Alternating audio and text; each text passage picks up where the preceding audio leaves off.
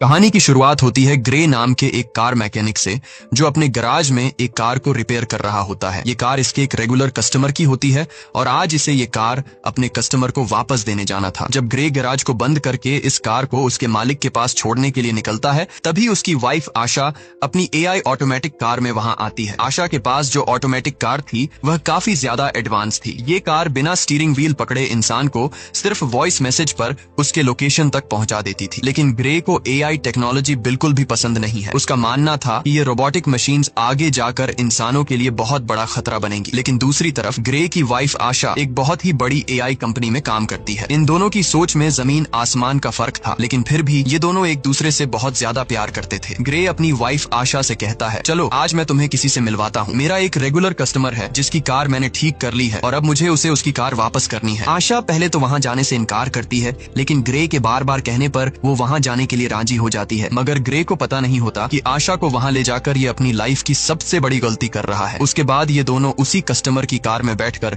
उसके घर की तरफ निकल पड़ते हैं और आशा की ऑटोमेटिक कार भी उनके पीछे आ रही होती है, ताकि जब ग्रे अपने कस्टमर को उसकी कार उसके हवाले कर दे तो ये लोग अपनी ऑटोमेटिक कार में घर को वापस आ सके। वहां पहुंचने पर ग्रे अपनी वाइफ को एक आदमी एरन से मिलवाता है। तब ग्रे की वाइफ उसे देखकर काफी हैरान रह जाती है, क्योंकि एरन एक बहुत बड़ी टेक कंपनी का मालिक था। उसकी कंपनी एआई ऑटोमेटिक चीजें बनाती थी। यहाँ आशा अपने हस्बैंड ग्रे से कहती है, तुमने मुझे पहले क्यों नहीं बताया कि तुम मुझे एरन से मिलवाने ला रहे हो। असल में एरन ही ग्रे का रेगुलर कस्टमर था, लेकिन यहाँ हम देखते हैं कि एरन का नेचर थोड़ा अजीब सा था। उसे यह भी नहीं पता था कि जब किसी से मिलते हैं तो किस तरीके से मिला जाता है। आशा एरन से कहती है, मैं भी एक एआई टेक कंपनी में काम करती हूँ जो जल्द ही तुम्हारी कंपनी के बराबर में आ जाएगी। जिस पर एरन मुस्कुराते हुए कहता है, ऐसा कभी नहीं हो सकता, चलो दिखाता हूँ क्यों। और फिर एरन उन दोनों को अपनी लैब में ले गया। वहाँ एरन ने खुद का बनाया हुआ एक स्पेशल चिप बताया, जो कि एक एआई यानी आर्टिफिशियल इंटेलिजेंस चिप थी, और उस चिप को उसने नाम दिया था स्टेम। वो बताता है कि ये चिप कुछ भी कर सकती है, क्योंकि इसमें बहुत सारे पावर्स हैं और इससे तेज दिमाग आज तक किसी ने भी नहीं बनाया। इस इन्वेंशन को देखने के बाद ग्रे और उसकी वाइफ अपनी इलेक्ट्रिक कार से घर वापस जा रहे होते हैं। कार ऑटोमेटिक मोड पर थी। आशा और ग्रे गाड़ी के पिछले सीट में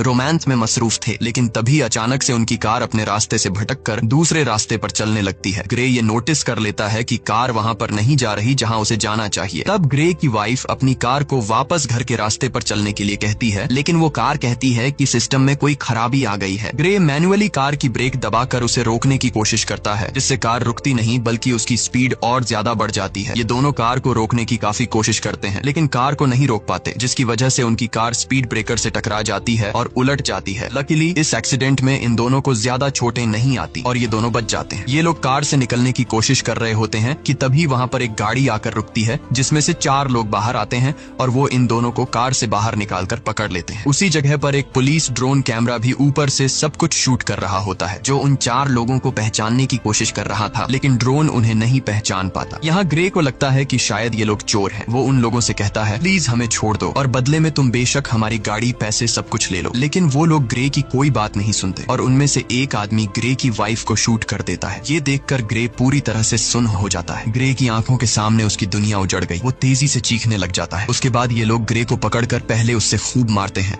और फिर यह लोग ग्रे को भी गर्दन के पीछे गोली मार देते हैं। ये लोग ग्रे और आशा का सारा सामान चोरी करके वहां से चले जाते हैं। ग्रे की सांसें अभी भी चल रही थीं और वो अपनी आंखों के सामने अपनी वाइफ को तड़पता हुआ देख रहा था, लेकिन ग्रे कुछ भी नहीं कर पा रहा था, क्योंकि उसकी बॉडी का कोई भी पार्ट नहीं हिल पा रहा था। और फिर ग्रे की आंखों के सामने उसकी वाइफ की मौत हो जाती है। कुछ देर बाद वहां पर पुलिस आ पहुंची। उन्होंने आशा की बॉडी को पोस्टमार्टम के लिए भेज दिया और ग्रे को हॉस्पिटल में एडमिट कर दिया। हॉस्पिटल में 3 महीनों तक इलाज चलने के बाद ग्रे की जान तो बच गई, लेकिन अब वो चलने के काबिल नहीं था। गर्दन के नीचे गोली लगने की वजह से उसका स्पाइनल कॉर्ड टूट गया। कंधे से नीचे उसका पूरा जिस्म पैरालाइज्ड हो गया और फिर 3 महीनों बाद ग्रे को घर वापस लाया जाता है और यहाँ पर ग्रे व्हील चेयर पर होता है, क्योंकि उसके सिर के अलावा पूरी बॉडी बेजान थी। अब ग्रे कोई भी काम नहीं कर सकता था, इसीलिए उसका काम करने के लिए उसके घर पर एक रोबोट मशीन थी जो उसका सारा काम करती थी और उसकी मदर उसका ख्याल रख रही थी। लेकिन ग्रे के लिए अब जिंदगी बोझ बन चुकी थी। उन 4 किलर्स ने न सिर्फ उसकी वाइफ को मार डाला, बल्कि उसकी जिंदगी उजाड़ दी। वो बदले की आग में जल रहा था। बस ग्रे के पास एक ही उम्मीद बची थी जिसके सहारे वो जी रहा था। वो अपनी वाइफ के किलर्स को जल्द से जल्द जेल की सलाखों के पीछे देखना चाहता था। इसीलिए वो पुलिस स्टेशन जाता है। पुलिस स्टेशन में ग्रे उनसे अपनी वाइफ के किलर्स के बारे में पूछता है तो वो डिटेक्टिव कहती है कि इनमें से अभी तक किसी का भी पता नहीं चल पाया। वहाँ हमारे पुलिस का ड्रोन कैमरा तो मौजूद था, लेकिन फुटेज धुंधली थी जिससे कातिलों का पता नहीं चल पा रहा है और पुलिस अब और इन्वेस्टिगेशन कर रही है। हम बहुत जल्द उन्हें ढूंढ लेंगे। तब ग्रे ये सुनकर काफी ज्यादा डिसअपॉइंट हो जाता है, क्योंकि काफी टाइम से ग्रे पुलिस से बस यही सुनता आ रहा था कि हम इन्वेस्टिगेशन कर रहे हैं। अब ग्रे पूरी तरह से हिम्मत हार चुका था और वो इस तरह से जीना भी नहीं चाहता था, क्योंकि उसकी जो उम्मीद थी अपनी वाइफ के कातिलों को जेल की सलाखों के पीछे देखने की, उससे वो अधूरी नजर आने लगी। ग्रे को समझ आ गया था कि पुलिस उन 4 कातिलों को कभी नहीं पकड़ पाएगी, इसीलिए अब वो खुद को मारने की सोचने लगा। ग्रे वहाँ पर मौजूद रोबोट मशीन की मदद से मेडिसिन का ओवरडोज ले लेता है, जिससे वो बेहोश हो गया। अच्छी बात यह थी कि उसके घर पर लगे AI सिस्टम ने वक्त पर